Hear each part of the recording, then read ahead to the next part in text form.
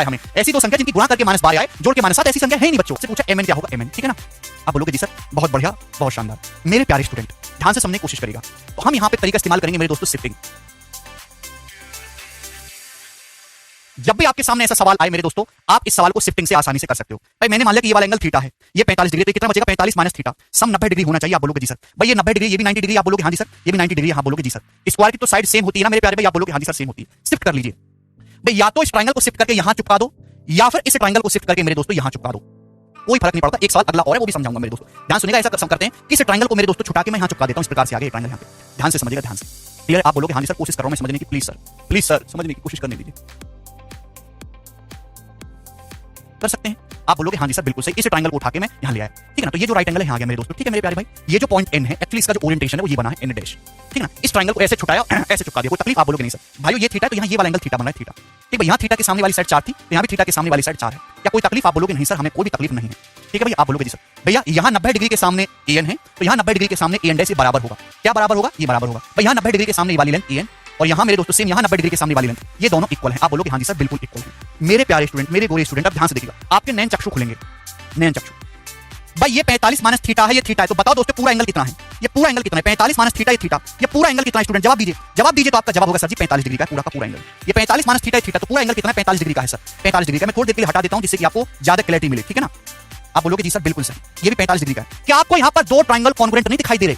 आपको यहाँ पे दो ट्रायंगल दिखाई दे रहे हैं, MAN डैश, दोनों ट्रायंगल कॉन्ग्रुएंट हैं, दोनों ट्रायंगल सर्वांगसम हैं। ये वाली साइड दोनों ट्रायंगल में कॉमन है। ये AN डैश बराबर है, ये 45 डिग्री, ये 45 डिग्री, दो साइड बराबर हैं, बीच का एंगल बराबर है, तो साइड एंगल साइड की प्रॉपर्टी से दोनों ट्रायंगल कॉन्ग्रुएंट सर्वांगसम हो गए। अगर यहाँ 45 डिग्री के सामने पूरी साइड 3 और 4 7 है, ये पूरी साइड 7 है, 3 4 7, तो यहाँ भी 45 डिग्री के सामने वाली साइड 7 होगी। इस सवाल का उत्तर 5 नहीं है, 7 आंसर है, बी ऑप्शन। सुदर्शन बोले हमें कैसे पता चलेगा शिफ्टिंग लगानी है? बिल्कुल, बहुत अच्छा सवाल आपने कहा। देखिए जब भी स्क्वायर के अंदर ऐसा कोई भी जुगाड़ बना दिया जाए, ऐसा भी ट्रायंगल बना दिया जाए, ऑलवेज शिफ्टिंग लगानी है।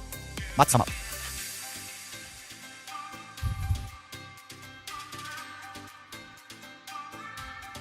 सबको दिखाई दिया?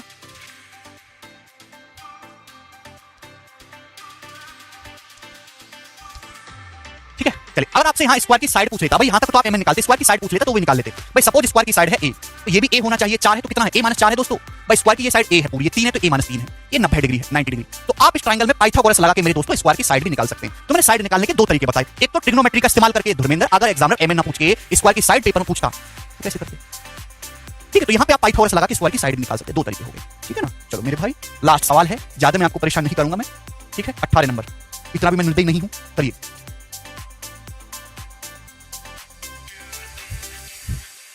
सर वन बार बताइए ना, पूछिए। दुर्गा क्या बताना है भाई? दुर्गा मैंने बहुत स्लोली एक चीज एकदम क्लियर, पूरी टेक्नोलॉजी का इस्तेमाल काली पीली रंग बिरंगी करके समझाइए, बताओ मैं क्या करूं?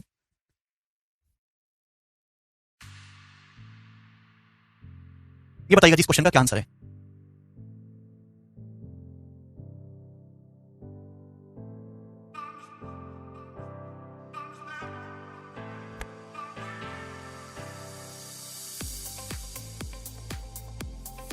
यहां से एक क्वेश्चन समझ लीजिए इस टाइप का, फिर आपके पूरे डाउट क्लियर हो जाएंगे। दिए गए चित्र में ABCD एक स्क्वायर है, ये जो लाइन ए है ये एंगल BAF का बाइसेक्टर, आपको दिखाई दे रहा है एंगल BF, लाइन ए बाइसेक्टर है, ठीक है जी। ये 3 है, ये 4 है, तो आपसे पूछा AF की लंबाई क्या होगी?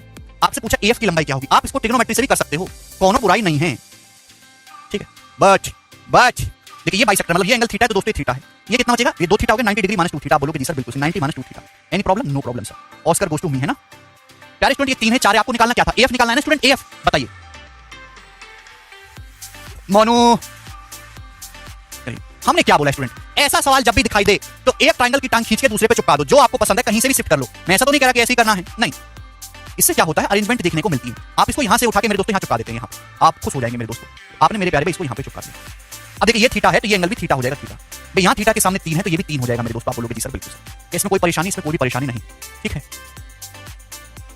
चलेगा मेरे दोस्तों, जवाब दीजिएगा। आपको निकालने AF की लंबाई करो। देखिए अगर ये थीटा है 90 - 2 थीटा मेरे प्यारे भाई, तो पूरा एंगल कितना होगा? एक्चुअली ध्यान समझिएगा, अगर ये वाला एंगल थीटा है, थीटा ध्यान सुनिएगा, थीटा ये 90 है, 90 है, तो ये कितना बचा जी? 90 - थीटा बचा। ध्यान सुनिएगा, ये मैंने क्यों निकाला कि अगर ये थीटा 90 - 2 थीटा है तो पूरा एंगल ये 90 डिग्री -2 थीटा का नहीं आ गया? ये पूरा एंगल 90 डिग्री -2 थीटा आ गया कि नहीं आ गया? प्यारे बच्चों ये पूरा एंगल 90 - 2 थीटा का आ गया कि नहीं आ गया? जवाब दो, थीटा और 90 - 2 थीटा, सॉरी 90 - थीटा। ये एंगल 90 माइनस थीटा आ जाएगा कि नहीं पूरा? जवाब दीजिएगा। थीटा में 90 माइनस 2 थीटा जोड़ेंगे 90 माइनस थीटा आ जाएगा। आप बोलोगे आंसर। तो ये थीटा 90 है, अभी यहाँ पे 90 था, बोलो कितना 90 माइनस 2 थीटा आपको निकालना है। सवाल समाप्त। देखिए जितना मैं दिखाऊं उतना देखो, बाकी अंधे हो जाओ। इस ट्रायंगल को देखो मेरे दोस्तों, ई डैश है।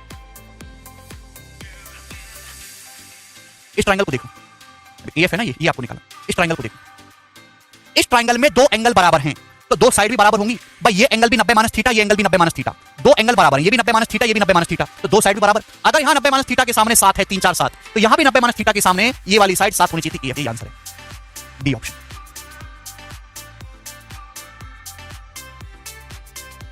समझ?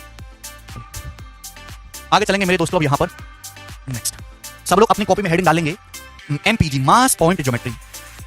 एमपीजी, मास पॉइंट ज्योमेट्री। कल से इन सेंटर शुरू होगा भैया, मजा आएगा।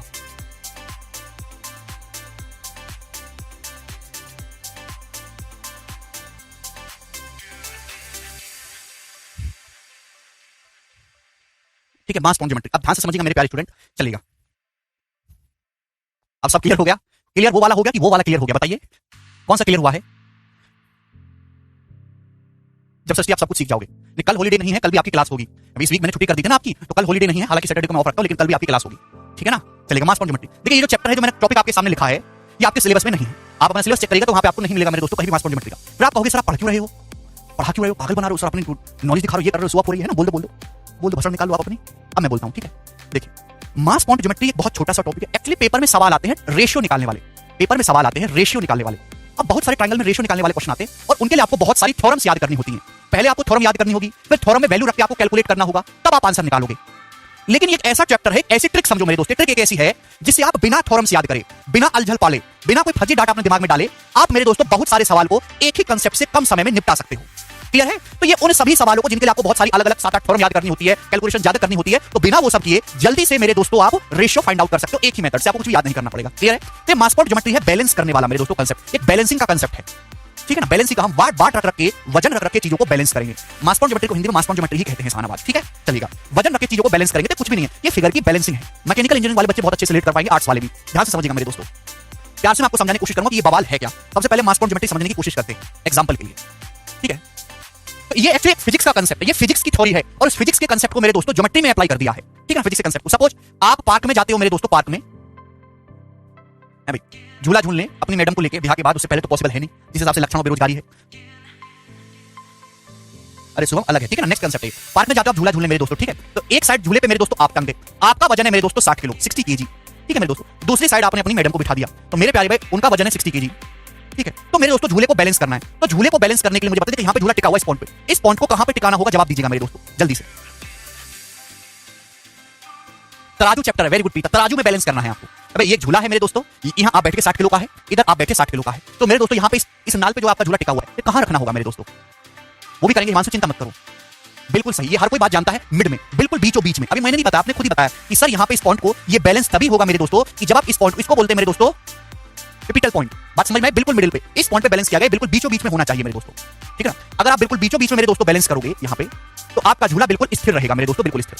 अगर वेट आपने बढ़ाया तो मेरे दोस्तों झूला भी इधर उधर आड़ा टेढ़ा हो जाएगा, तो बिल्कुल मिड पे बैलेंस करना होगा। आप बोलोगे हाँ जी सर कोई प्रॉब्लम नहीं, यहाँ तक कोई दिक्कत हो रही है? नहीं। अब क्या हुआ? अब मेरे दोस्तों पार्क में छोटा सा बच्चा घूम रहा था, तो आपकी मैडम को बच्चे पसंद है, कुची कुची करके आप बुला लिया उसको, तो गोदी में बिठा लिया। तो 20 किलो का बच्चा मेरे दोस्तों, उसको बुला लिया, क्यूट सा बालक था वो, हमारे गोलू की तरह। तो 20 किलो का बच्चा है वो, जो है आपने यहाँ पे गोदी में बिठा लिया। तो अब मैडम का वजन हो गया जी आपका टोटल इस पलड़े में 80 केजी वेट हो गया। तो क्या दोस्तों अब ये झूला बैलेंस रहेगा? क्या ये झूला बैलेंस रहेगा? क्या ये झूला बैलेंस रहेगा? आप बोलोगे नहीं सर, ये बिल्कुल पिपिटल पॉइंट बीचों बीच में नहीं, झूला जो है मेरे दोस्तों ये इधर की तरफ झुक जाएगा, झुकाव इस तरफ हो जाएगा मेरे दोस्तों। क्लियर है? आप बोलोगे हाँ जी सर बिल्कुल से। तो इस झूले को बैलेंस करने के लिए आपसे पूछूंगा कि अगर आपने कभी झूला झूला और आपको थोड़ी भी कॉमन सेंस है, इस झूले को बैलेंस करने के लिए इस पिपिटल पॉइंट को किस तरफ शिफ्ट करें? ये तो बीचों बीच में, ये तो बिल्कुल बीचों बीच है यहाँ पे, भाई इस तरफ शिफ्ट करना पड़ेगा, किस तरफ शिफ्ट करना होगा? जवाब दीजिए मेरे दोस्तों।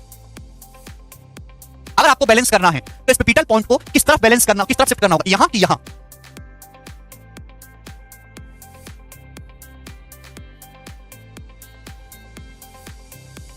कोई 60 की तरफ बोला है, जरा झूला झूल के आना और ऐसे करके देखना, आपको पता चलेगा। हर पार्क में होता है झूला मेरे दोस्तों। ये जो झूला है ये मिड पॉइंट से ज्यादा वजन की ओर शिफ्ट करना होगा, यहां पर मिड पॉइंट से ज्यादा वेट की तरफ शिफ्ट करना होगा, ज्यादा वेट की तरफ। ठीक है? आप बोलोगे हाँ जी सर बिल्कुल सही। राइट साइड में मेरे दोस्तों ज्यादा वेट की तरफ शिफ्ट करना होगा टुवर्ड्स 80 केजी।